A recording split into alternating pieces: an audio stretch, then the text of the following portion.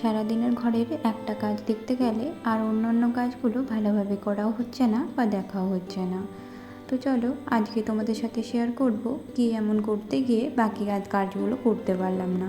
তো good morning, সবাই কেমন আছো? আশা করি ভালো আছো আর সুস্থ আছো। আর আমার ছোট্ট ইউটিউব পরিবারে তোমাদের সবাইকে স্বাগত জানাচ্ছি। আর আজকের ভিডিওটা বাবুকে ব্রাশ করানো দিয়ে শুরু করলাম। তাই প্রত্যেক ব্লগেই দেখতে থাকো, বাবু খুব সুন্দরভাবে ব্রাশ করে নেয়। তো ওকে ব্রাশ করানোর পেছনে ঠিক কতটাই কষ্ট করতে হয় তার কিছুটা ক্লিপ আজকে তুলে ধরেছি আর তোমাদের দেখানোরও চেষ্টা করেছি। কালকে যেহেতু নতুন ব্রাশ পেয়েছে তাই ভালোভাবে ব্রাশটা করে নিয়েছে, তবে জিভটা পরিষ্কার করতে দিচ্ছিল না, তাই একটু কান্নাকাটি করছিল। তো কোনো রকম নানাভাবে বুঝিয়ে ওই জিভটা পরিষ্কার করে নিও। ওকে সমস্ত কিছু ফ্রেশ করিয়ে খাবার খাইয়ে আমি এবার আমার কাজগুলো করে নিতে চলে যাই। তাই প্রত্যেক দিনের মতো ঠাকুরকে ধূপ দিয়ে দিনটা আমার শুরু করি। তারপর চলে গেছিলাম আমাদের জন্য ব্রেকফাস্ট করে নিতে। আমাদের ব্রেকফাস্ট করার জন্য চা বসাবো। তো তার মধ্যে দেখছি হঠাৎ করে ঘরটা খুব শান্ত, কোনো রকমই কারোর কিছু আওয়াজ পাওয়া যাচ্ছে না। তাই চেক করতে গেলাম যে বাবু কী করছে। আর এরকম ছোটো বাচ্চা খেলতে খেলতে হঠাৎই ঘর শান্ত হয়ে যাওয়া মানে মায়েরা বুঝতেই পারছো যে কীরকম ভয় হয়। নিশ্চয়ই কিছু দুষ্টুমি করে বসে থাকে। তো যাই হোক, যেয়ে দেখি দুষ্টুমি কিছু করেনি, চুপচাপ শুয়ে শুয়ে নিজের মনে খেলা করছিল। দু হাতে দুটো ঘড়ি নিয়েছে আর ঘড়িগুলো স্ক্রিনগুলো টাচ করতে থাকে। এরপর আমরা ব্রেকফাস্ট করে আমি চলে গেছিলাম আমার ভিডিও এডিটিংয়ের কাজ করতে, আর বাবুকে দায়িত্ব দিয়ে গেছিলাম ওর বাবার ওপর। আর আমার এডিটিং কাজ কমপ্লিট হওয়ার পর যখন আমি রুমে এসে দেখছি রুমটার কি অবস্থা করেছে দেখো। যেহেতু ও এডিটিং ভালো করে করতে দেয় না তাই ওর সামনে থেকে এসব করি না। চেষ্টা করেছিলাম যেহেতু ওর বাবা ছিল তাই পাশের রুমে যে এডিট করার। তো যখন পাশের রুম থেকে আমি হঠাৎ কাছের শব্দ পাই, ওই রুমে যেয়ে দেখি সেন্টের বোতলগুলো নিয়ে খেলা করছে। ভাগ্যিস গেছিলাম, ওর বাবা তো ঘুমিয়ে গেছে, আর সব সেন্টগুলো যদি ফেলে দিত তা আমার আরও একটা কাজ বেড়ে যেত। আর এভাবেও ঘরটা নোংরা করার পর মনে হলো সবার প্রথম আগে রুমটাকে গোছাই, তাই আগে রুমটাকে গুছিয়ে নিই। আর একবার ঝাড়ু দেওয়া হয়েছিল সকালবেলায়, কিন্তু যা করে রেখেছে তাতে আমার এরকমভাবে 2-3বার ঝাড়ু দেওয়াই হয়ে যায়। তো যখন সব কাজ করতেই হবে তাই ভাবলাম যে রুমের একটু বেসিনগুলো পরিষ্কার করে নিই, সাথে রান্নাঘরের বেসিনটাও পরিষ্কার করি। তো এই কাজ করতে করতেই হঠাৎ আরও দুটো কাজ মনে পড়ে। তবে কাজ করতে করতে শেষ পর্যন্ত আমার রান্নাটাই ভালো করে করা হয়ে ওঠেনি আজকে। সাথে না বাবুকে স্নান করানো হয়েছে না বাবুর দিকে দেখা হয়েছে।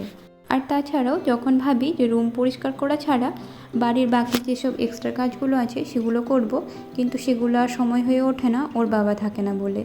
বাবুকে দেখার জন্য কাউকে তো একজনকে চাই, নইলে তো ও আমার সাথে সাথে ঘুরে বেড়াবে, আমাকে কাজগুলো ভালো করে করতে দেবে না। আর আজ সকাল থেকে যেভাবে বৃষ্টি পড়েছিল তো ওর বাবা সকালে তাড়াতাড়ি ডিউটি যেতে পারেনি, তাই অনেকটা সময় বাবুর কাছেই ছিল। তার জন্যই এইসব কাজগুলো যখন দেখলাম করতে শুরু করেছি তাই সব করেই নিলাম।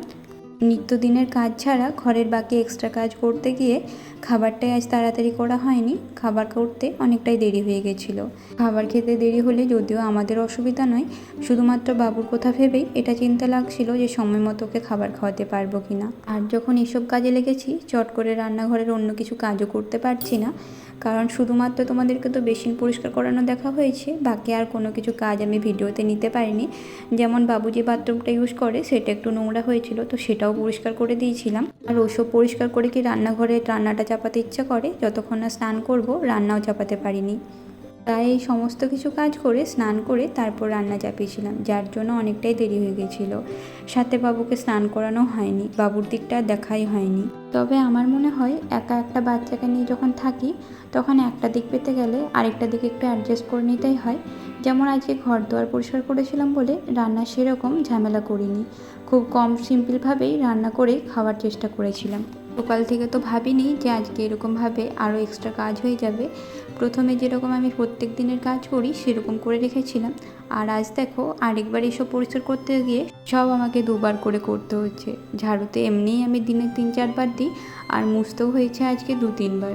তো চলো, এরপর সমস্ত কিছু পরিষ্কার করে নিয়ে চলে গেছিলাম রান্নাঘরে। রান্নাটা খুব তাড়াতাড়ি চাপাবো, কারণ যখন আমি রান্না চাপাতে যাই তখন প্রায় 12:30টার মতো সময় হয়ে গেছে। তো প্রথমে শুকনো লঙ্কাগুলো আমি ঢেলে নিচ্ছিলাম। আসলে কালকে এনেছি দোকান থেকে, তো রাখা হয়নি সেগুলো, তো সেটাই রেখে নিয়েছি। জানো তো, শুকনো লঙ্কা তো এখন খাবারে বেশি ইউজ করা হয় না, তাই বাড়িতে ছিল না। তো বর্ষাকাল যেহেতু, তাই অনেক জিনিসেই ফাঙ্গাস টাইপের লেগে যাচ্ছে। তো সেগুলো না হলে ফ্রিজে রেখে দেওয়া সম্ভব, তবে চালগুলো তার ফ্রিজে রাখবো না, তাই যাতে চালগুলোতে পোকা না লাগে শুনেছিলাম শুকনো লঙ্কা দিলে সেটা ভালো থাকে, তাই চালগুলোতে শুকনো লঙ্কা দিয়ে দিয়েছিলাম। আর আজ তো তোমাদের বললাম রান্না চাপাতেই আমার 12:30টার মতো সময় হয়ে গেছিলো, তাই আজ রান্না কোনো কিছুই করিনি। সিম্পল ভাতের মধ্যে আলু দিয়ে একটু সেদ্ধ করে নিয়েছিলাম, মানে ওই বলতে পারো ফ্যান ভাত আর আলু সেদ্ধ করেছিলাম। তবে প্রথমে ভেবেছিলাম যেহেতু বৃষ্টি হচ্ছে আর তাড়াতাড়ি করব তো খিচুড়ি করে দেব, কিন্তু ওর বাবা বলল যে ফ্যান ভাতটাই করো, ওটা বেশ গরম গরম ভালো লাগে খেতে। আর এই গরম গরম ফ্যান ভাত আমারও খুব বরাবরই পছন্দের, আর এখন দেখেছি বাবু সেটা খুব ভালোভাবেই খায়। আর জানো তো, আজ যেহেতু অমাবস্যা ছিল, প্রথম থেকেই জানতাম যে আজকে কোনো কিছু আমিষ খাবো না, তাই ওই সিম্পল ভাত আর আলু সেদ্ধই করে নিয়েছিলাম, তার সাথে আর কোনো রকম কিছু করিনি। আর এটা আধ ঘন্টার মধ্যে হয়েও গেছিলো, তাই বাবুকে খাওয়াতে আমার কোনো রকম অসুবিধা হয়নি। ওকে সময় মতোই খাবার খাইয়ে নিতে পেরেছিলাম, যেটা আমার সব থেকে বড় টেনশন ছিল যে আমি এইসব কাজ করার পর বাবুকে টাইম মতো খাবার দিতে পারবো কি না। তো সেটা আমার কোনো অসুবিধা হয়নি, ওকে সময় মতো খাবার খাইয়ে নিতে পেরেছিলাম।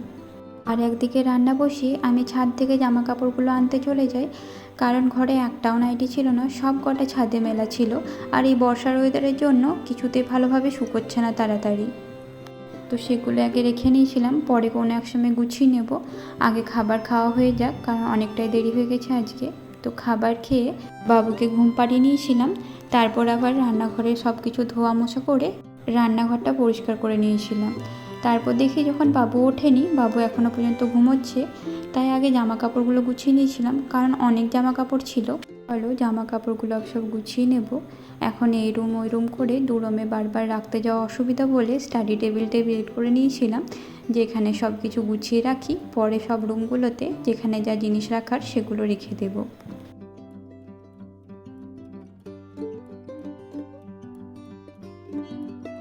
একবার করে মনে হচ্ছিল সারাদিন যা পরিশ্রম হয়েছে, পরে জামা কাপড়গুলো গোছাবো, বাবু ঘুমোতে ঘুমোতে একটু শুয়ে নিলেই ভালো হতো। তবে দেখলাম এগুলো না গোছালে আবার যদি এরকমভাবে রেখে দিই তো এরকম ভাঁজ হয়ে থাকবে, আর বিকেল থেকে উঠেও যা কাজ থাকে তাতেও আর সময় পাবো না। তাই এই সময় থাকতে আর বাবু ঘুমোচ্ছিল, তাই এগুলো সব গুছিয়ে নিলাম।